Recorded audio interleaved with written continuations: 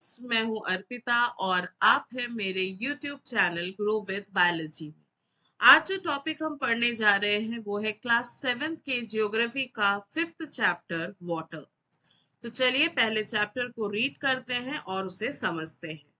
When you think of water, what images come to your mind? जब आप पानी के बारे में सोचते हैं तो कौन से इमेजेस या कौन से पिक्चर्स आपके सामने दिखने लगते हैं? You think of what rivers, waterfalls, the pitter patter of raindrops, water in your taps. Children love to float paper boats in rain puddles. तो इसमें सेकेंड सेंटेंस में बताया कि आप रिवर्स, वाटरफॉल्स, पिटर पैटर रेन ड्रॉप्स या फिर आपके घर के टैप के अंदर का पानी इमेजिन कर सकते हो। By noon, the puddles vanish. Where does the water go?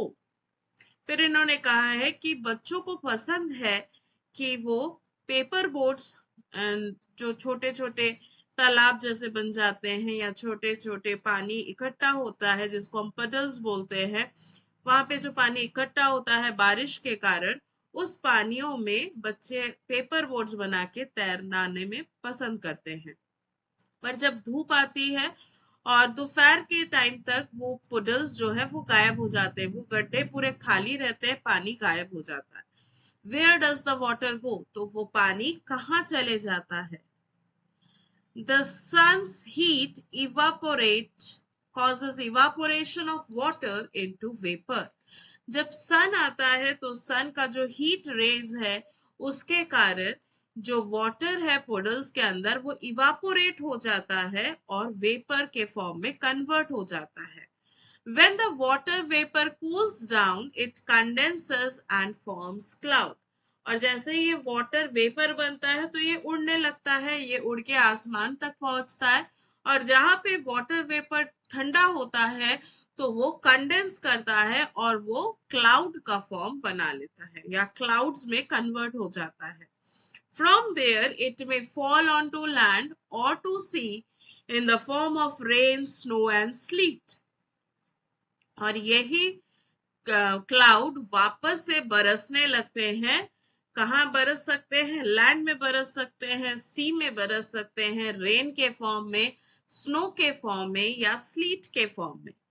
ये तीनों फॉर्म्स में ये बरस सकते हैं। तो ये कंटिन्यूएशन प्रोसेस है कि पानी इवापोरेट होता है, क्लाउड बनता है, क्लाउड से वापस पानी बह के या बरस के नीचे आ जाता है। The process by which water continually changes its form and circulates between oceans. और ये प्रोसेस के कारण जो वाटर है ये अपने फॉर्म को बदलता है। पहले पानी था जो कि लिक्विड स्टेट में, फिर वेपर बना जो कि वेपर्स के फॉर्म में है या गैशियस फॉर्म में है, वापस से क्लाउड से जब बारिश होता है तो फिर वो वापस से लिक्विड स्टेट में कन्वर्ट होता है। तो ये अपने फॉर्म्स को चेंज करता है, ओशन, एटमॉस्फेयर, लैंड इन सब में घूमता रहता है। तो ये कंटिन्यूअस प्रोसेस को बोला जाता है water cycle. Our earth is like a terrarium. Terrarium क्या होता है? टेरेनियम एक ऐसा लैंडस्केप जैसा होता है जहां पे पानी हो, पेड़ पौधे हो, आसमान हो। The same water that exist centuries ago still exist today. जो सेंचुरीज पहले रिवर्स में पानी था वही पानी अभी भी है। The water used to irrigate a field of Haryana may now have flowed down the Amazon River and 100 years ago. जैसे एक रिवर है, उस रिवर से पानी इवापोरेट हुआ, क्लाउड बना और क्लाउड से फिर बारिश हुई। तो ये जरूरी नहीं है कि उसी रिवर का पानी उसी के ऊपर क्लाउड बना है, क्लाउड और कहीं जगह पे भी बन सकता है, तो उस रिवर का पानी और कहीं जाके भी बरस सकता है। तो ऐसा हो सकता है कि हरियाणा में इरिगेटेड लैंड्स के जो पानी है वो अभी अमेजोन रिवर में से आ रहे हों। The major sources of fresh water are river, ponds, springs and glaciers. Fresh water मतलब जो नॉर्मल वाटर होता है जिसमें कोई कलेक्शन नहीं होता है, कहीं इकट्ठा नहीं होता है और ये अच्छे से फ्लो करता है, इसमें कोई भी नमकीनपन नहीं होता है। आप सी वाटर, अगर आप समुंदर गए हो, आप सी वाटर देखे हो, तो आपको पता है कि सी का पानी खारा होता है, नमक लगता है। The major forms of fresh water एकदम प्लेन होता है, पीने के पानी के जैसा ही उसका टेस्ट होता है। पर हमको रिवर, पॉन्ड, स्प्रिंग या ग्लेशियर्स का पानी डायरेक्टली नहीं पीना है, क्योंकि इसमें बहुत सारे ऑर्गेनिजम्स भी होते हैं जो आपके बॉडी को हार्म कर सकते हैं। तो जो फ्रेश वाटर है वो आएंगे रिवर, पॉन्ड्स, ग्लेशियर्स और springs. The ocean bodies and the sea contain salty water. जैसे मैंने बताया कि ओशन का पानी और सी का पानी जो होता है, इसके अंदर सॉल्ट प्रेजेंट होता है, नमक रहता है, इसीलिए नमकीन लगता है। The water of the ocean is salty or saline as it contains large amount of dissolved salt. क्यों नमकीन है? क्योंकि उसमें नमक मिला हुआ है। Most of the salt is sodium chloride or the common table salt that you eat. जो ना ज्यादातर वो जो सॉल्ट है वो सॉल्ट वही है जो हम घर में यूज करते हैं, सोडियम क्लोराइड या फिर हमारे घर का खाने का नमक। उस खाने के नमक को बनाया ही जाता है उस समुंदर के पानी से, इसीलिए वो खारा होता है। और उसी को आयोडाइज्ड करने के लिए फिर अलग से प्रोसेसिंग की जाती है और आपके घर में पहुंचता है आयोनाइज्ड या आयोडाइज्ड सॉइल। आगे बढ़ते हैं, distribution of water bodies. Water bodies कैसे डिस्ट्रीब्यूटेड है? We all know that 3/4 of the Earth's surface is covered by water. 3/4 of Earth's surface. Earth surface का 3/4 अगर आप डायग्रामेटिकली समझना चाहे तो एक सर्कल बना ले और उस सर्कल को 4 पार्ट में डिवाइड कर दे। 4 पार्ट में से जो पहला पार्ट 3 पार्ट होगा, उस 3 पार्ट को अगर आप कवर कर देते हैं तो उसको वो हो जाएगा आपका 3/4।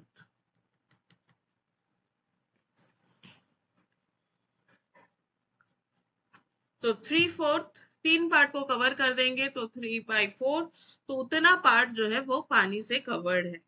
If there is more water than land on this earth, if there is more water than land on this earth, अगर लैंड के कंपैरिजन में और ज्यादा पानी हो जाए, why do so many countries faces water scarcity? अगर पानी ज्यादा है, 3/4 ऑफ अर्थ सरफेस में पानी से ही कवर है, तो बहुत सारे कंट्रीज को पानी की कमी क्यों होती है? Is all the water on earth available to us? क्या सारा पानी हमारे लिए अवेलेबल होता है? सारे पानी अवेलेबल नहीं होते हैं। The following table gives the distribution of water in percentage. जो आपका पानी का डिस्ट्रीब्यूशन है, जो 3/4 है, उसका वो डिस्ट्रीब्यूशन टेबल परसेंटेज में दे रहा है। कैसे? ओशन का जो पानी है वो 97.3% है, मतलब 3/4 का 97% मैक्सिमम खपत हो गया ओशन में, जो कि नमकीन पानी है जिसको आप पी नहीं सकते। अब बचा जो परसेंट, कितना परसेंट बचा? 2.7, और उस 2.7 को हम फुलफिल करें तो उसमें आता है 2 आता है आइस कैप्स, और बाकी आता है ground water, fresh water, inland seas and salt lakes, atmospheres और रिवर्स। तो ये पूरा मिला के होता है थोड़ा सा अमाउंट 2.7 फ्रेश वाटर जो हम पी सकते हैं। बाकी 97.3 जो है वो पीने योग्य नहीं है। Water distribution can be demonstrated by a simple activity in the box. Take 2 liters of water. Let it represent the total water on the surface of earth. Measure out 12 spoon of water from this vessel into another. उस पूरे 2 litre में से सिर्फ 12 चम्मच आप बाहर निकाल लो दूसरे एक वेसल में, और बाकी जो पानी बच रहा है उसमें नमक डाल दो, तो वो हो गया आपका ओशन वाटर, जो कि आपके लिए फिट नहीं है पीने लायक। और बाकी जो 12 चम्मच बचा है उस 12 चम्मच को ही आप कंज्यूम कर सकते हो। तो इसीलिए आप समझ सकते हो कि पूरे पानी में से सिर्फ 12 चम्मच जो है वो पीने योग्य है, और उस 12 चम्मच में से 9 चम्मच जो है वो आइस कैप्स में चले जाएगा, और 2 चम्मच है ग्राउंड वाटर, आधा चम्मच है फ्रेश वाटर लेक्स, और 1 ड्रॉप है जो आपको रिवर का पानी मिलता है। तो इस तरह से टोटल 12 चम्मच कंप्लीट होते हैं। मतलब समझाने के लिए ये है कि आपके पास अगर वाटर है जो पीने योग्य है तो आप बिल्कुल भी उसको वेस्ट ना करें, क्योंकि ये बहुत मुश्किल से हमको मिला हुआ है। Water is absolutely essential for survival. Water alone can quench our thirst when we are thirsty. हमको जब प्यास लगती है तो सिर्फ और सिर्फ पानी ही हमारी प्यास को बुझा सकता है। Now, don't you think we are wasting a precious resource when we use water carelessly? तो क्या आपको नहीं लगता है कि हम पानी को वेस्ट करते हैं अगर हम उसको केयरलेसली यूज कर रहे हैं? तो इसीलिए हमको पानी को बहुत अच्छे से यूज करना चाहिए, कभी भी नल खुला नहीं छोड़ना चाहिए, ब्रश कर रहे हैं तो नल बंद रखना चाहिए ताकि पानी वेस्ट ना हो, क्योंकि वही सिर्फ 12 चम्मच है जो कि हम लोग पूरे सिविलाइजेशन, चाहे वो इंसान हो, बर्ड्स हो, एनिमल्स हो, जो उसको पी सकता है। Ocean circulations. There is something magical about walking bare feet in the seashore. The wet sand in the beach, the cool breeze, the birds, and the smell of salt in the air and music of the waves. Everything is so fascinating. जब भी आप किसी समुंदर के किनारे घूमे तो आपको लगेगा कि वो रेत में आप खाली पैर चल रहे हो, वो रेत गीली होती है और थोड़ी ठंडी ठंडी हवा आती है, बर्ड्स आपको दिखते हैं, और एक सॉल्ट वाटर के कारण जो आपके चेहरे पे, आपके हाथ में हवा लगता है उसमें भी एक ह्यूमिडिटी होता है, उसको आप बाद में छुएंगे तो आपको लगता है कि वहां पे नमक का फील होता है, सॉल्टीनेस लगता है। समुंदर जब लहर जाती है तो उसमें भी थोड़े म्यूजिक्स आपको लगते हैं कि हाँ ये म्यूजिकल है। Unlike the calm water of ponds and lakes, ocean water keeps moving continuously. आप अगर किसी रिवर के बाजू में बैठे हैं, पॉन्ड के बाजू में बैठे हैं, तो वो पानी बहुत शांत होता है, इसमें इतना हलचल नहीं दिखता है। It is never still. Still मतलब रुका हुआ, ये पानी बहता रहता है। The movement that occurs in ocean can be broadly categorized as waves, tides and currents. आप इसको कैटेगराइज कर सकते हो वेव्स में, टाइड्स में और करंट्स में। किसमें? जो ओशन में आपको दिखते हैं।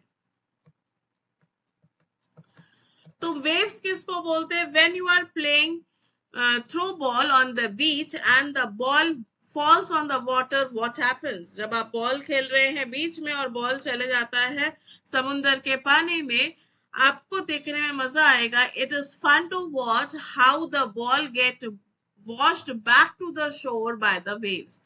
समुंदर की लहर वापस उस बॉल को फेंक देती है शोर के पास। When the water on the surface of the ocean rises and falls alternatively, these are called waves.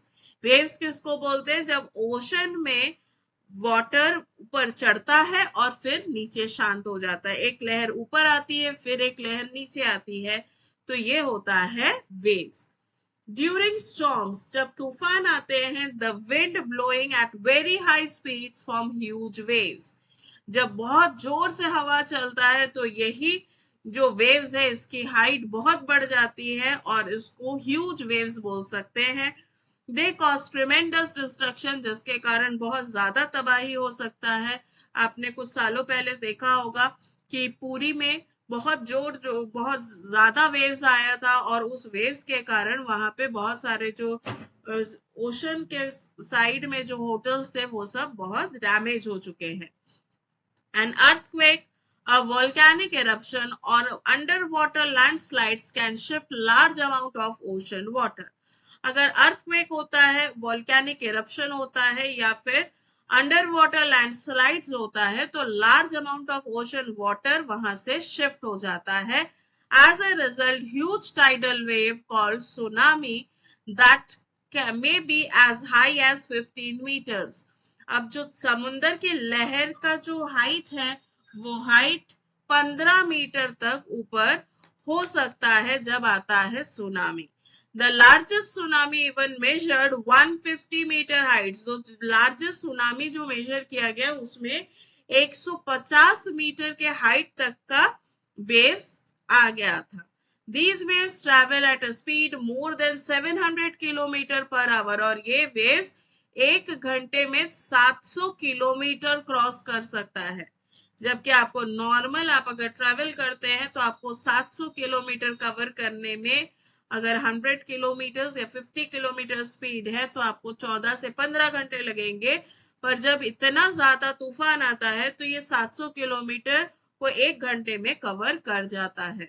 The tsunami of the 2004 caused widespread damage in the coastal areas of India. 2004 में एक tsunami आया था जिसके कारण बहुत the rhythmic rise and fall of ocean water twice in a day is called a tide. जब हम waves की बात कर रहे थे तो वेव्स में आप हाई तक जा रहा था, फिर लो हो रहा था, फिर हाई हो रहा था, फिर लो हो रहा था। पर जब हम टाइड की बात करते हैं तो एक दिन में अगर रिदमिक राइज हो रहा है, हाइट बढ़ रहा है और फिर वो गिर रहा है तो उसको हम टाइड बोलते हैं। It is high tide when water covers much of the shore by rising to its highest level. अब अगर वाटर जो शोर पे है, जो किनारे पे है समुंदर के, उसकी अगर हाइट 15 मीटर है या 15 किलोमीटर है तो उसका जो कवरेज है शोर पे वो भी बढ़ जाएगा, तब उसको हम हाई टाइड बोलते हैं। और लो टाइड कब बोलेंगे? जब इसका हाइट कम होता है, जैसे 1 मीटर या 1.5 मीटर है तो उसका हाइट कम है, और 1.5 मीटर का पानी अगर गिरेगा तो भी वो कवरेज कम होगा, तो उसको हम बोलते हैं low tide. It is low tide when water falls to its lowest level and recedes from the shore. The strong gravitational pull exerted by the sun and the moon on Earth's surface causes the tides. जो gravitational pull होता है सन का और moon का अर्थ के ऊपर, उसी के बेसिस पे टाइड्स का हाइट डिसाइड होता है। The water of the earth closer to the moon gets pulled under the influence of moon's gravitational force and causes high tide. जब फुल मून होता है या मून का पोजीशन अर्थ के पास हो जाता है तब मून का ग्रेविटेशनल पुल पानी को खींचने लगता है, और जिसके कारण टाइड्स के हाइट बढ़ जाते हैं या वेव्स के हाइट बढ़ जाते हैं, जिसको हम हाई टाइड बोलते हैं। During the full moon and new moon the sun, moon and earth are in the same line and the tides are highest. जब फुल मून होता है और न्यू मून होता है, ये दोनों केसेस में सन, अर्थ और मून ये तीनों सेम लाइन पे आ जाते हैं, जिसके कारण टाइड्स का हाइट बढ़ जाता है।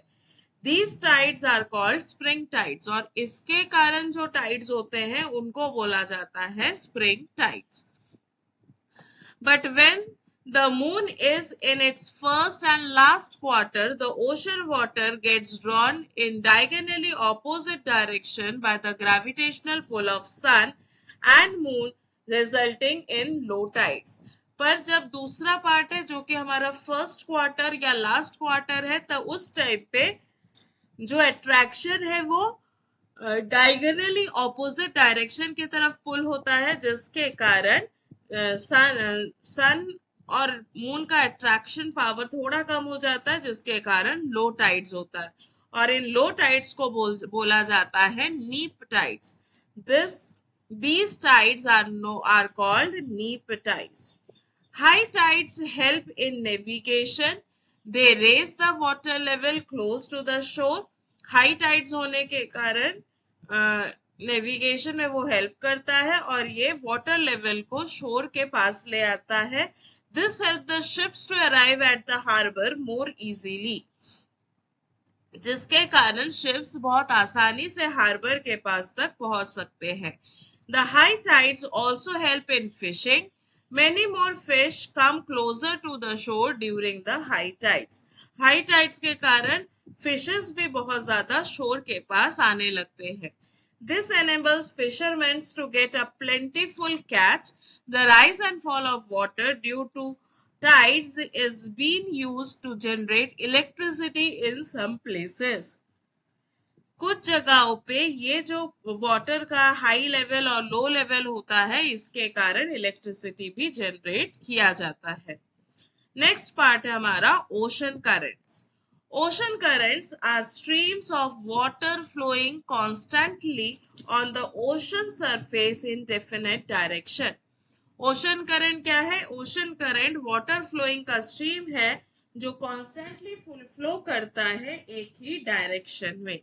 The ocean currents may be warm और cold. ये ठंडी भी हो सकती है और थोड़ी सी गर्म भी हो सकती है. Generally, the warm ocean currents originate near the equator and moves towards the pole. Generally, ये जो गर्म currents है या ocean currents है ये इक्वेटर से स्टार्ट होती है और पोल्स के तरफ मूव करती है. और कोल्ड करंट उल्टा होता है, कैरी वाटर फ्रॉम पोलर और हायर एल्टीट्यूड्स टू ट्रॉपिकल और लोअर एल्टीट्यूड्स. ये चालू होता है पोलर या पोल्स के तरफ से, हायर एल्टीट्यूड्स से मूव करता है ट्रॉपिकल या लोअर एल्टीट्यूड्स में.